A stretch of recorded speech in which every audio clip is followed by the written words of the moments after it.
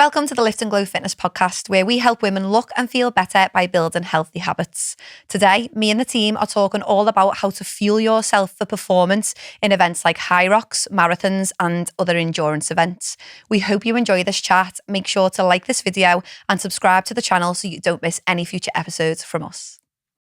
So we've had a bit of an uptake at the moment where within the community, like with all of our clients and just in general, like social media is very, very busy with fitness races.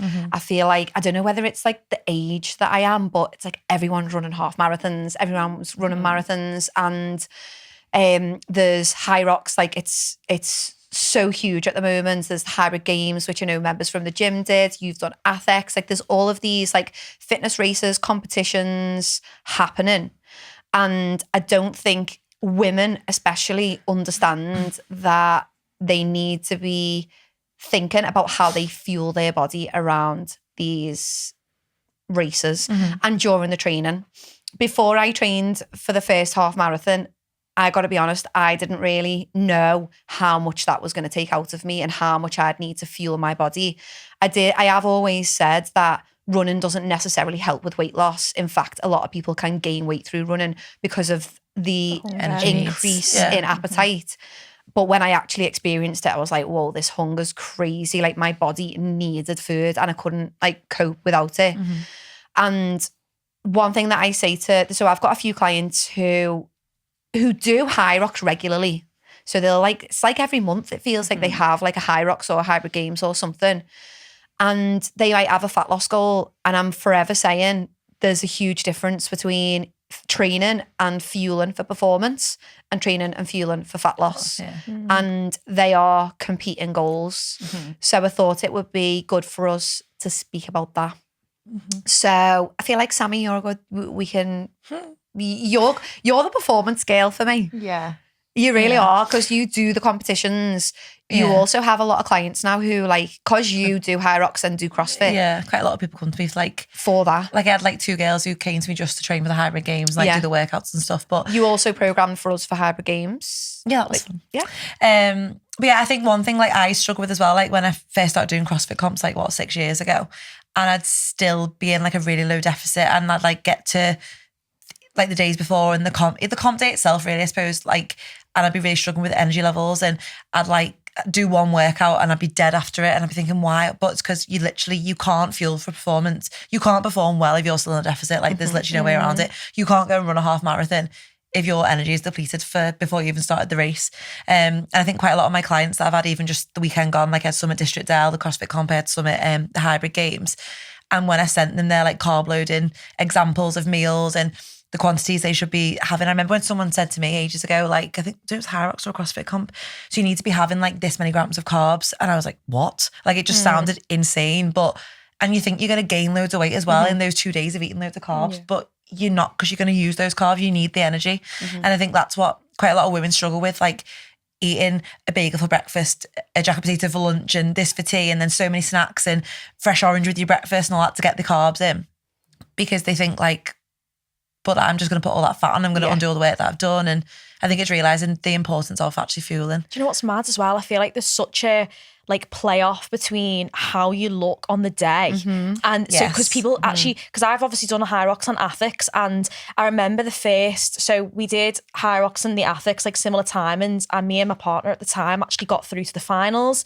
So what had happened was all the photos got released from the first comps, and I remember feeling like quite disheartened because we did so well. We'd placed and like podium to get in a final, but the only thing that I could selfishly think of at the time was how much I hated them photos. And that is something that like even as a coach we still deal with.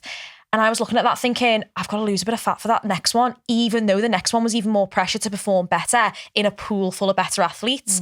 So it was like there's such a play off between mentally the body image side of it versus I need to fuel more to do better than I did in the last one. So it's wild. One thing that I said to all the girls at the weekend, I always say to everyone, is obviously you're a performance athlete. Like when you're signing up to half marathons, Hyrox, Athex, whatever, you're doing it for a performance goal. You're not doing it for an aesthetic goal. So you've got to realise that, you know, if you're eating more carbs for your training, then you might be retaining a little bit more water. You're not going to have a 6-pack on the comp day, but that doesn't matter. Like I would rather be able well. to perform for all 8 workouts over the weekend, 8 dish at Dell, than have a set of abs and fall the first hurdle on the first workout. Like, what's the point? Do you know what I mean? I think the issue with this is that a lot of people are doing, like, signing up to a half marathon or sign up to Hyrox for, like, motivation to help them be consistent in the gym, which they think is going to help them lose weight and get in the best shape of their life.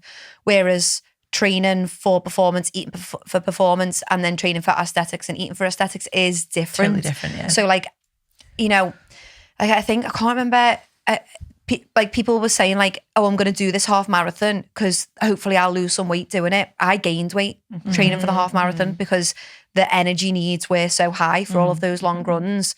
And, like, I do think people struggle with knowing the difference. Like, training for performance and fat loss are different. Your training looks different. If you're training for Hyrox, your sessions are going to look Hyrox specific. They're not the best sessions to get you lean and toned, you know, like, and it's the same with your food. So I think there is confusion there. People think that you can do both, whereas I actually don't think that you can. No. I think you need to, or that you should. Yeah, if performance is your goal, Yeah. if performance is your goal, you have to eat and train for performance. If fat loss, getting lean is your goal, it looks different. It's hard to do both at once. I think as well, like, it's on the other side of it, on the flip side, it's quite a good lesson to learn for a lot of people, though, because I feel like me going through it, and probably you yourself, Sammy, as well, and like you guys doing hybrids and ethics, it was like you only learn once you've been through it. So I learned the hard way by underfueling, and then, you know, again, like, I got a hip fracture after the half marathon. My bone density was probably on its ass.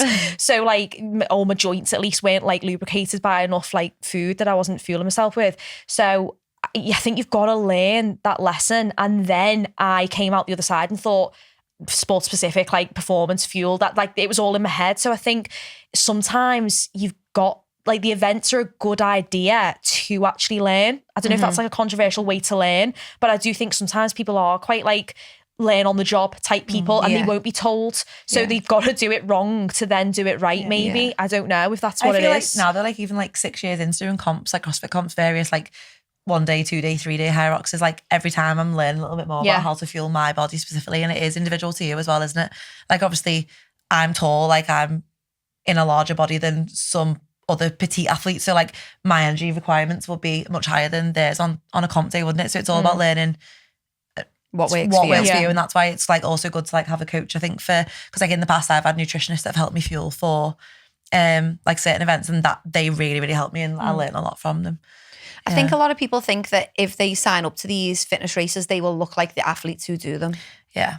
But it's It doesn't work like that, though, does it? Like, and also, like, some of them you look at, like, obviously a lot of it's genetics, or it can be genetics, and also, like, you're an average Joe working a 9-to-5 job, but that athlete, like Lucy Davis, it's a full-time trains job, 4 hours a day. Life. Yeah, like, exactly. Yeah, so, like, I think that's what you've got to, I used to realise that as well, or struggle to realise that. And the food that they, like, consume. She shares what she eats. She shares how she trains. Like, she a lot eats of food, so much and trains so much. Like, do you know Amy Kringle? She's a CrossFit athlete. No.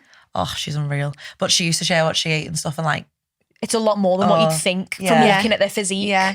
And so they are good at their sport because they are training and fueling for that. Yeah. They aren't focusing on how they look. They're focusing on getting the most out of and, like, you've probably heard that saying, haven't you? That your leanest body isn't your strongest, and your strongest isn't your leanest. Yeah. So when you are, like, trying to be fit on the day, I remember going into one of these events and actually it was the first one I ever did was ethics, and I said to my partner, I feel really intimidated. Them girls look like they're going to smash it. And my head was gone. And she actually went low, not to be like, she's a proper competitor. She went, watch how they move on the dance floor now. And I was like, no, they're going to be boss. They're going to be boss. And then we ended up beating half of them. And they looked, like, just based on my opinion, 10 times more defined and lean than I did. But it doesn't define how good they are at that thing. I mean, they might be bodybuilders. Doesn't mean they can run as fast as me or you or with good technique and with no reps. So you just don't know, do you? It doesn't define how well you perform.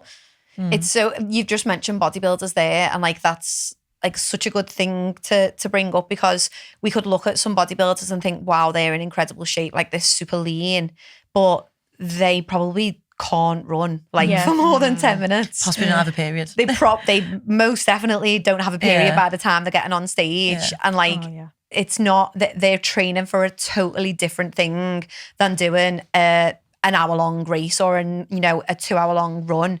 And so it is important to know the difference and just to know what you actually want. Like what are you trying to get out of this? Are you doing this running race or hybrid race to lose weight, or are you doing it because you want to achieve this amazing thing, which is amazing? I'm all about performance goals. Like I want to lift heavy, I want to run far, and I want to improve in those areas. But I know that if I'm going to go in a calorie deficit, those things I'm not going to be able to squat my heaviest when I'm not feeling for it. There's a couple of girls in the gym that have like done amazing. They've had quite a lot of weight loss.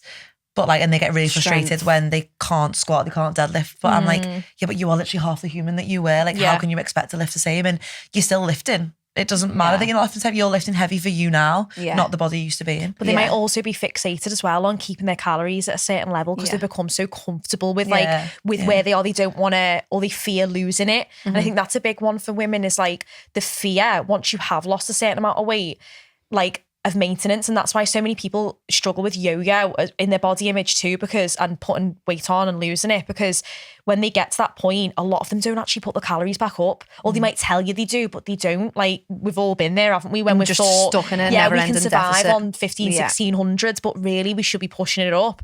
So I think sometimes that comes into it as well, is like being comfortable with maintenance, with just not changing full stop. I feel like most of our life should be spent at maintenance. Like you should diet. Yeah, you should diet till you get to your point where you feel comfortable, and then you need to learn how it feels to be at maintenance and understand how good it feels to be able to perform well and have good energy and have good mood and good sleep and good recovery and all of that. But yeah, I think like the main thing to take away is there is a difference between an aesthetic goal and a performance goal. Don't try and do these fitness races or these half marathons as a way to get lean, because it'll just end up coming and biting you in the bum somehow. You'll either won't be able to perform at your best, or you won't reach your fat loss goal. It's really hard to do both. So what would you say, like, for performance, what should they be doing? Like, you mentioned carbs before, but exactly how much? Increasing the carbs. I can't remember what it is now per thing. It's per kilo of body weight, so many grams. If you're carb loading for like an event, I would say it's like 2 to 2.5 something like that, or something. Yeah. 2 to 2.5, I think, per kilogram of body weight or something. So I work it out for the individual, and then I'll set them like a rough meal plan. So like your breakfast could be this, your lunch could be this. But also like, which is like quite uncomfortable for some people. I remember when I first got told to do it, if you are literally like serious about your performance and you want to perform well on the day, if you're going to increase your carbs, then you drop your protein a little bit as well. So like your protein isn't, if you've got 150 gram protein goal for whatever, normally if you've got an aesthetic goal, like that will drop for even just a few days before the event. But then some people freak out about that because like, oh, but all I mean is carbs, I'm going to blow up and I'm going to blow. But yeah, I always say like, increase your carbs, reduce your protein slightly, minimal fat, like from midday the day before for like gut digestion issues. I remember the half marathon, I like poured a bowl of cereal in the kitchen and I was like eating it and I was like, oh my God, this is fruit and fibre. And I was like, fibre, I'm going to shit myself. So like I threw it away and got Cocoa Pops instead. But it's like reducing your fibre intake as well, because obviously especially like running events and Hyrox and marathons and stuff, like you don't want your tummy jiggling around full of fibre and things, do you? Let's talk about gels. So training, so while you're actually performing, carb gels, do you recommend? So like intra-nutrition is supposed to be past like 90 minutes of work, supposedly, isn't it? Yeah. So it depends on how long your event is as well. And also, I think if you feel comfortable with it, because I remember taking like half of one of those gels on a half marathon, and because I'd never had one before, I was like, I'm going to shit myself. I was like, no, this isn't good. Like, I wasn't comfortable with it. Or maybe that was why, but... So I would say the carb ones. First year that I did the half marathon, I didn't do any gels. I just had a big breakfast and I was probably not as well hydrated either. Whereas the second year that I did it, when I never took any gels for my short runs, but I took gels every like 5 to 6 kilometers on my long runs. And I do think that they made a difference to, like, I felt like when I'd have one of them, I'd do a little peak, like my pace would increase, I'd feel good, and then it'd drop off again. I'd try and take one before it like drops off again. So I feel like the second time I did it, those gels helped, but I would never do a caffeine one. because No. that would think just that's send the me mistake One of the Right. girls crazy. who's done the games, I was like, so how'd you get on Tuesday? And she's like, She had a caffeine. She I doesn't took- even drink she went, coffee. I took one of them things before I started. I was absolutely wild. Her heart rate was 140. Dan. Her heart rate was like 145, standing still, not like Laura was even. like 138 in the tunnel, wasn't Yeah, it? As well? yeah. So what they had It's a caffeine training They had as well, caffeine gel yeah. before they went, but she doesn't drink coffee or tea, any caffeine. So obviously She had it's one of them. dependent to you as well, isn't it? Yeah. Yeah. But To I be do fair- think those those carbs during a long event, I do think they make a difference. I know some people have like jelly babies I had and like little sweets. Haribos during Haribos, Haribos. I don't even actually know how long we were there. Felt like the full day. But like Yeah. in between stations, we'd just have a little little When jelly I- something. When I did my first marathon, I didn't agree with the gels during my training, like even just the consistency of a gel made me Yeah. feel sick. So I had those like chewy Cliff Block sweets, Oh, which is yeah. like the same Yeah, thing, but yeah. you chew them instead. So that was a bit like, obviously it's More personal familiar. preference as well. Yeah. I think as well, like there's a confusion between sugar, like fast acting carbs, because that's the gels, isn't Yeah. it? Versus like complex, like more slower kind of digested, more complex versions of these carbs. So the gels are really good for in the moment, like intra-nutrition, like you've just said, hey, because they are sugar, and sugar is basically like the quickest form of glucose you can Yeah, get it's in your gonna body. give you that instant and energy. then obviously your muscles pull glycogen, which is obviously the stored version of glucose, to utilize during training. So like scientifically, like having sugar before or during your training, whether that's jelly babies, whether it's fruit, because that's a Yeah. more natural, if you want more of a natural kick, fruit like bananas, mangoes, whatever, that's going to help you quickly. Whereas having brown rice an hour before, you're probably going to struggle there. Like that's going to slow digesting your body. So yeah. So you need those. Like I do feel like they helped, and I think if I was to do like a Hyrox or anything, I You'd would use take them. them. But the problem that I was having was like when I first started having them, I was like sucking the whole can't thing breathe. up, and then I couldn't breathe, and I was like, oh my god. So it was Meg who said to me, just sip them over like a kilometre. So I was like, but it was actually, I never take any water on any runs or anything like that. So it was like a really nice thing for my mouth. You know, like they just probably have having, electrolytes in, do they? I think they do have electrolytes. That's another hydrate, thing worth yeah. mentioning as well, electrolytes. So first year that I did a half marathon, I wasn't really consistent with like electrolytes, whereas this time, and even now when I do it, especially in the summer when I do train, I'll have an electrolyte drink. Yeah. So just the tabs. I do, yeah. And just have that in my water beforehand. Gives you a little boost, doesn't Yeah, and I had for the half marathon, I drank like, I think I might have had 2 of them over the space of a couple of hours.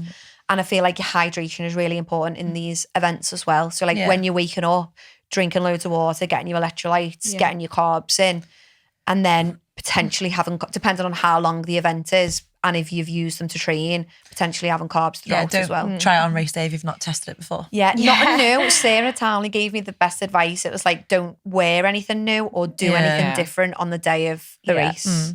Because like people wear brand new outfits. New shoes, new new trainers. shoes. Like that's Yeah. wild.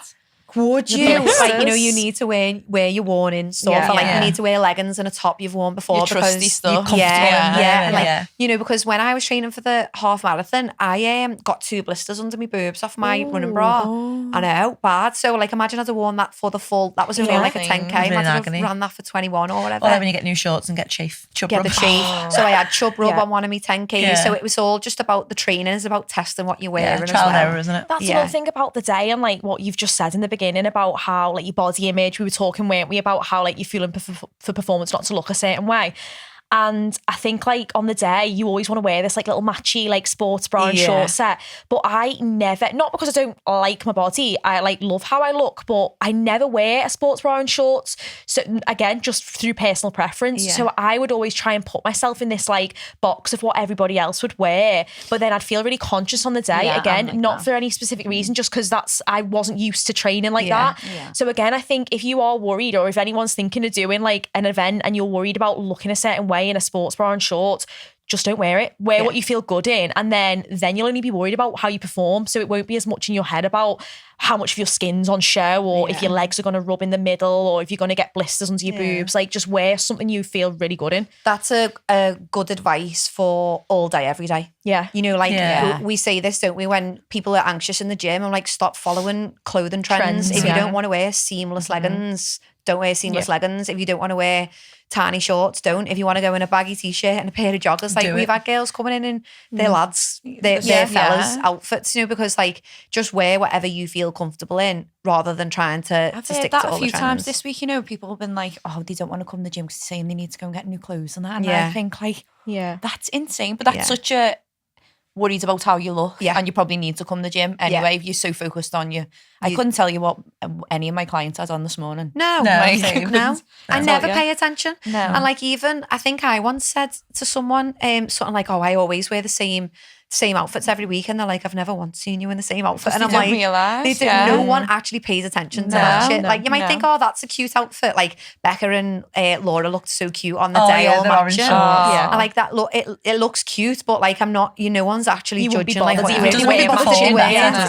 doesn't actually make you perform any better. But yeah, I get that a lot, because obviously when I'm on board and new members to the gym, they're like, what does everyone wear? What shoes do we need? I'm like, listen, love, just come in whatever you feel comfortable. Not one person in that room is going to judge you, because everyone's different, aren't they? So you're going to wear different things. And you'll get all the new stuff, and like 2 weeks in, you'll be like, oh, sod that. Yeah. Where's that t-shirt? Yeah. You'll be on the glow mood, just getting your 15 quid leggings instead of all the posh stuff. Yeah. So let's wrap it up then. Fueling for performance is very different to fueling for aesthetics. If you're trying to take part in like a fitness race, hoping that it's going to help you lose weight, I feel like you're fighting a losing battle there.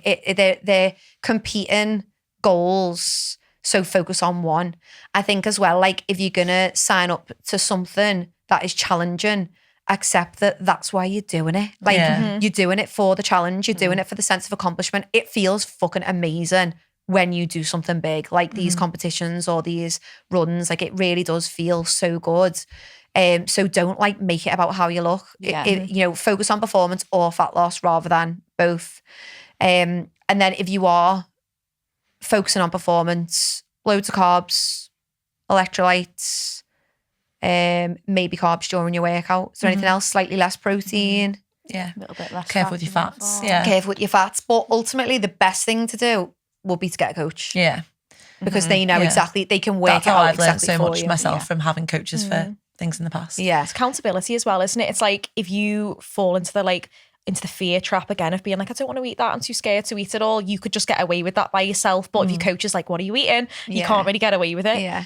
Do you know what I would also say as well is that like I've had clients who have like very, very stressful lives, and like ones who have wanted to try for a baby and stuff like that, or maybe about to go through IVF, and they're doing Hyroxes. Yeah, that's not doing any good for your body. And it's really difficult conversation to have, because it's like, I know you love this thing, and you might think it makes you feel good, but it's actually competing with that main goal of yours. When you were saying before, we're more sensitive to stress. So even if you're a regular competition goer, you probably put pressure on yourself to achieve something, which is stressful without even doing the actual competition. Just waking up that, and it was all like you were saying, like you don't feel and look good when you go in, because your body's probably really inflamed off the stress. It's stressful. It is. It's stressful doing these things, and it's like another reminder that health isn't necessarily how you look, and it's not. Performance and health can sometimes compete with one another. There's a lot of athletes out there who do lose the menstrual cycle.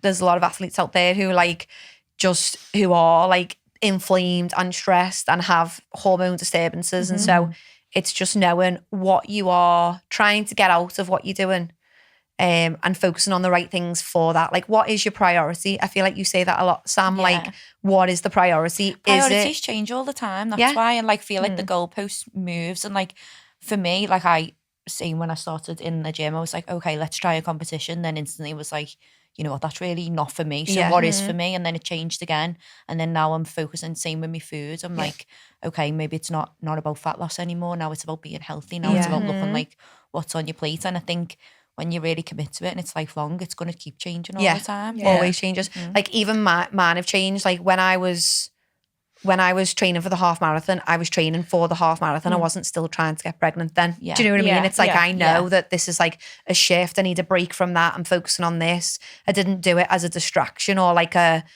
oh, this is going to help. I knew it wouldn't. Do you know what I mean? So it's just knowing that. It's managing your expectations with it. Like when you're signing up to do a big thing, it's a big commitment. It's Yeah. going to require big changes, a lot of time. So like if you already can't fit your fat loss sessions in and moving a little bit more, going and signing up for some accountability. It's just not, If you can't stay within your calories as you are, just doing your steps and 3 workouts a week, do not sign up for a fucking half marathon or a Hyrox, because unless you're ready to let go of the goal for a little bit. Unless you're ready to let go of that fat loss goal, because it is very competing. And it's the same, like hormone issues, fertility, like that isn't going to help. And it's like, I feel like that's sad for people because it is hard. And like, even when I was doing IVF, I struggled because it was like, oh my God, I don't want to be lifting. I don't want to be doing, like, everything was about like pulling back and managing stress. And it is hard, but it's what you care about right now. And just because you've put something down doesn't mean you can't pick it up again in future. Like life, even though it feels fast, there's plenty of time to do it all, isn't there? Yeah, definitely. Fab. Thanks, girls. Love that. Thank you.